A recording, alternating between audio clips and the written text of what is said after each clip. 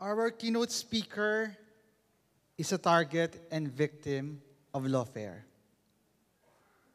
A champion of the rule of law and social justice, convener of the first International Forum on Lawfare. It is with great honor that I present to you our keynote speaker for this historic event, Senator Leila M. de Lima, and let us listen to her keynote message to be delivered by her brother, Vicente M. de Lima.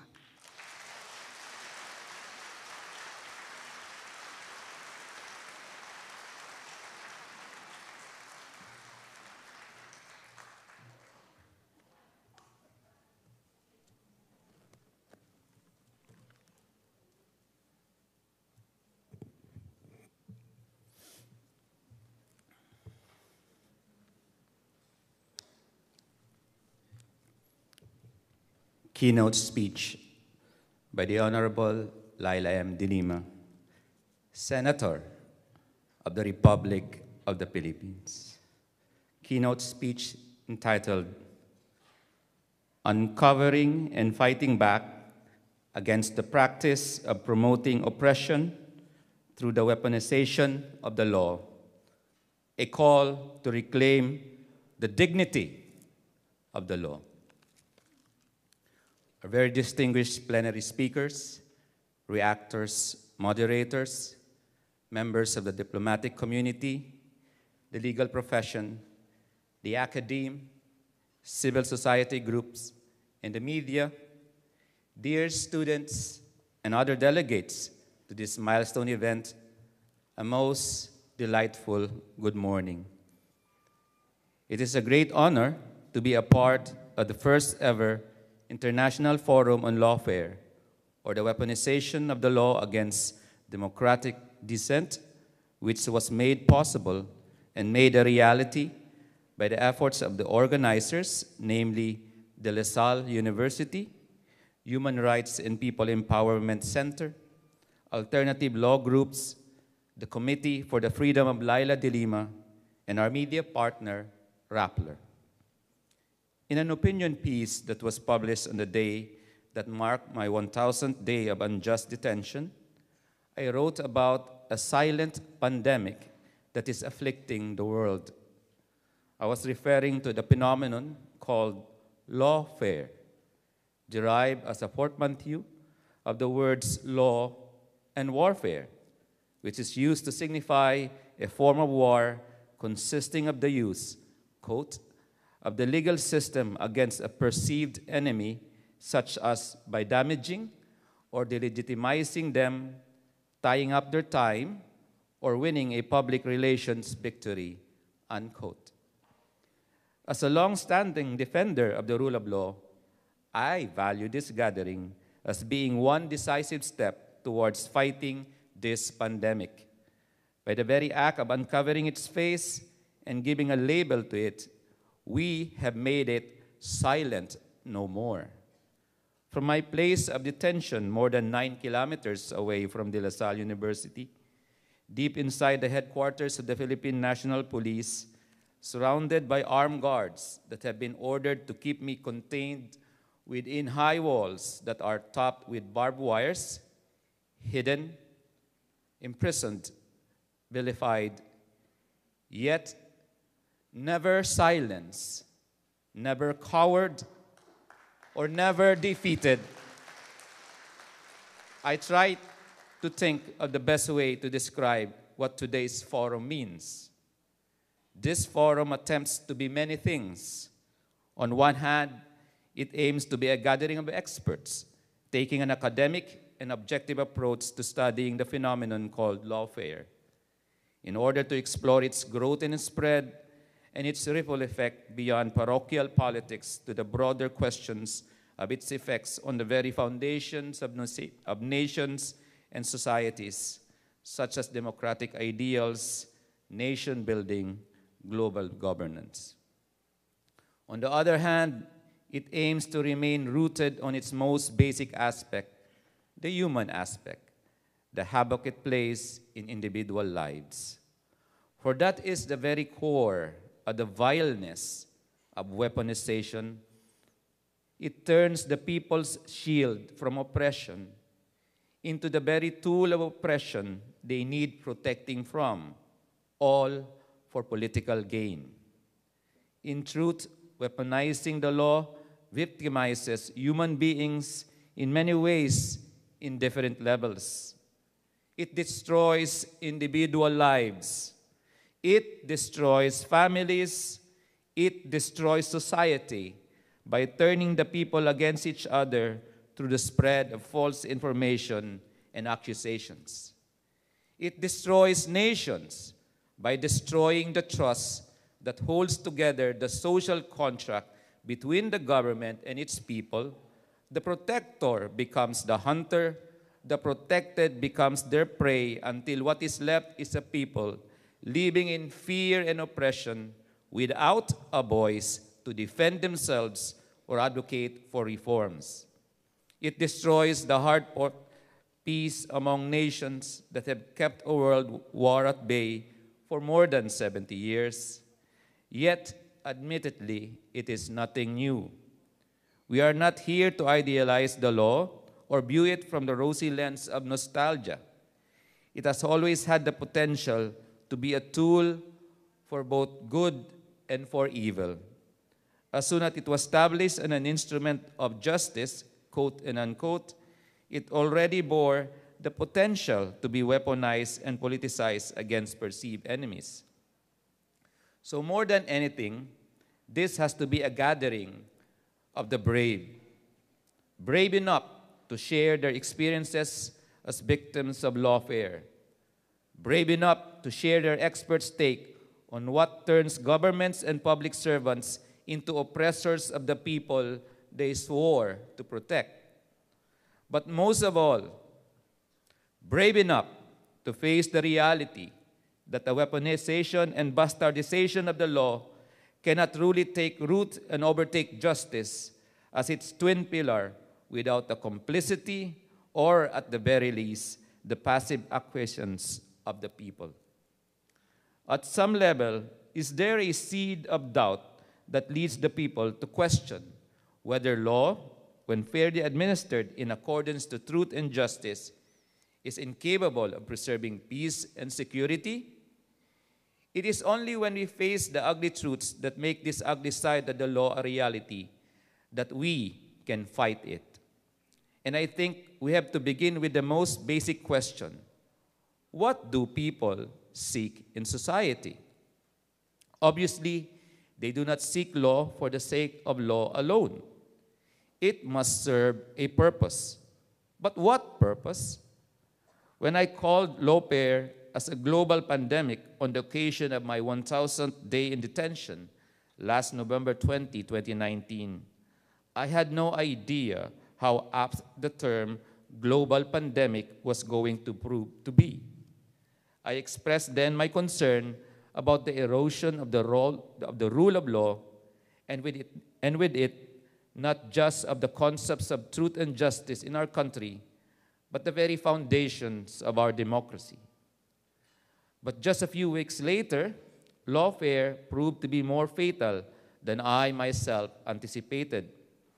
The spread of a virus more effectively and more swiftly sparked calls for the end to the suppression of freedom of speech in a way that several months of protests, demonstrations, and calls for democracy in the streets of Hong Kong failed to accomplish. When people saw how laws against the so-called spread of rumors were used to prevent timely warnings from being disseminated to the populace, and how it resulted in thousands of deaths, the paralyzation of global movements of people and trade, and severe losses to the world's economies, people realized how the weaponization of the law doesn't serve their purpose. A virus doesn't care if you are rich or poor, well-educated or not. It spreads and it kills without heed to politics, religion, race, gender, or whatever arbitrary divisions we establish to divide ourselves and pit us against one another. Quite simply, a virus kills indiscriminately. Eventually, the people saw that the same is true about lawfare. When everyone is in danger of being called a criminal without ever having committed a crime, except the crime of having a voice and using it to speak truth to power, everyone in the end suffers. So people stopped being passive. Therefore, it is my belief that it is only once we understand what purpose people want the law to serve that we would truly know how to protect it from being bastardized and turned against the people. We know of the alarming spread of this pandemic as it has lately been blazing an unfortunate trail around the world in both hemispheres. Just to name a very few, it is leaving its mark in various countries of varying states of democratic evolution. From the Philippines, China, Hong Kong, and Myanmar in Asia, to countries in the Middle East, Russia and Turkey, and all the way around the world from South Africa in the African continent to Venezuela in the Americas. All these nations have experienced how the rule of law has been weaponized as a tool to eliminate political discourse and silence legitimate criticisms and dissent. But the situation is far from being irreversible. Just 3 days ago, a positive yet undeniably stunning development was reported in a case closely monitored by human rights groups when a Turkish court acquitted 9 persons, including Usman Kabala, a businessman and philanthropist who has spent more than 2 years in pre-trial detention over the so-called Gezi Park protests, which began over something so seemingly politically benign as a plan to turn a small park in central Istanbul into a shopping mall. It requires something so simple, yet increasingly precious and rare, for good people in key positions in society and government to do the right thing. I therefore call on this forum to focus on how to make something rare to become more prevalent, how to protect and empower those who have both the will and the capacity to do the most good. There is a saying, when the state is weak, society must be strong. When the government cannot or will not protect the people, society must step up and be strong.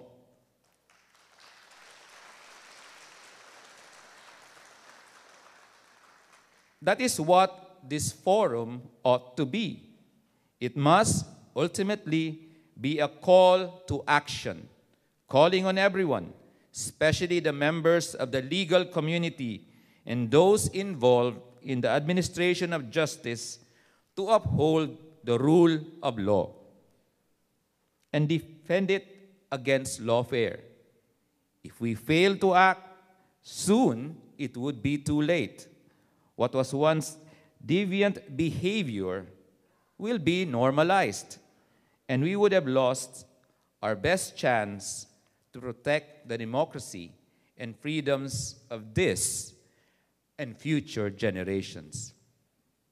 At this point, there are many worrying developments here in our very country, the Philippines. The continuing idolization and emulation of a repressive foreign regime while the nation is being isolated from its allies in the free world is perhaps the biggest peril we are facing. Already, there are moves to amend the Constitution, one, to ensure that those in power remain entrenched in power in perpetuity, Two, to eliminate the provisions that protect our sovereignty from foreign intrusion and ultimately control. That is the other phase of lawfare that we have to consider. The common view is of using law that is neutral on its face for evil purposes. But law can, at the very outset, be shaped to be harmful from the outset. Something as seemingly benign as redefining the definition of public utility, ostensibly for the purpose of promoting free competition, can have far-reaching repercussion. Far from guaranteeing free competition, such an attempt could instead open enterprises and services imbued with public interests, including telecommunications services, to foreign control. Imagine then a world where telecommunications and media are controlled by a repressive regime. In fact, one need not imagine, as the experience of one professor who expressed a rare public critique of the Communist Party of China's stranglehold on the freedom of expression and speech readily demonstrate, as reported by The Guardian. Soon after the death of the Wuhan coronavirus whistleblower, Professor Su Xiangrun wrote and published a piece entitled "Viral Alarm When Fury Overcomes Fear," which is described as a rare, bold expression of dissent against current Chinese leadership's control and censorship. One need not speculate why such dissents would be rare. In fact, in the same article, he predicted that he would likely be punished more than he had already suffered so far, including his suspension from teaching, and that the essay may well even be the last piece he writes. True enough, it is reported that he was thereafter placed under house arrest for days, barred from social media, and now cut off from the internet. Allegedly, he was detained for quarantine reasons, yet the presence of guards stationed in front of his house around the clock and a car with a signal box seemed to indicate a different motive. And when he attempted to have his internet reconnected, he reportedly found out that his IP address has been blocked. If the scourge of lawfare continues when it silences dissent, chills legitimate criticism, and limits intelligent discourse, anyone can be the next Professor Zhu, or the next Maria Ressa, or the next Leila de Lima, detained for 3 years and, worse, maliciously and falsely labeled a drug queen. The biggest lie is that the promise that if one toes the line, they would be spared. The destructive effects of lawfare as a tool of oppression spares no one. The Wuhan experience is just one stark example. Lawfare destroys and kills indiscriminately because oppression respects no one. The true targets are not abstract ideas like democracy and rule of law.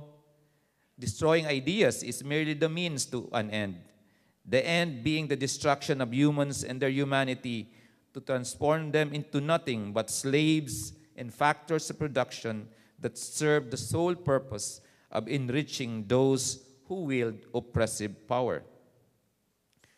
Let us make no mistake.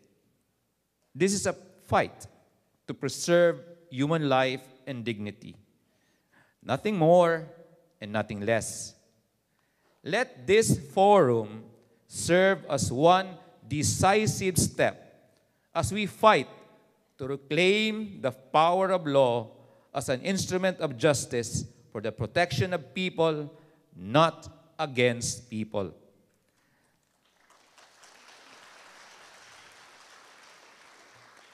The people must regain trust in the law and the justice system, instead of fearing being killed like animals without the opportunity to defend themselves, let the innocent live free and the guilty serve their just punishment.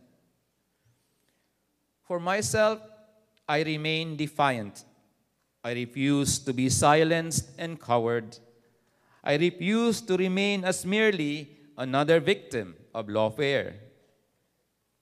Today, I declare myself free, for though I may be physically detained, my mind is freer than it has ever been. My dignity is intact, and my will to fight to protect the freedom and interests of the Filipino people is stronger than ever. Thus, I am not a victim. I am not merely a survivor. I am not just a fighter. I am a defender. My armor, shield, and sword are truth, reason, and compassion. The three things that my oppressors lack in themselves and fear most in those they oppress. So I take this opportunity to declare in this first ever International Forum on the Weaponization of Law that up to my very last breath and up to the very last words I utter, I will make everything I do count as a counterattack against the weaponization of law and a defense of democracy, the rule of law, and most of all, the sovereignty and welfare of the Filipino people.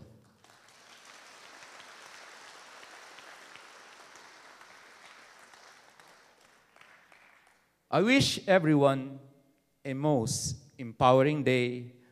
Maraming salamat po.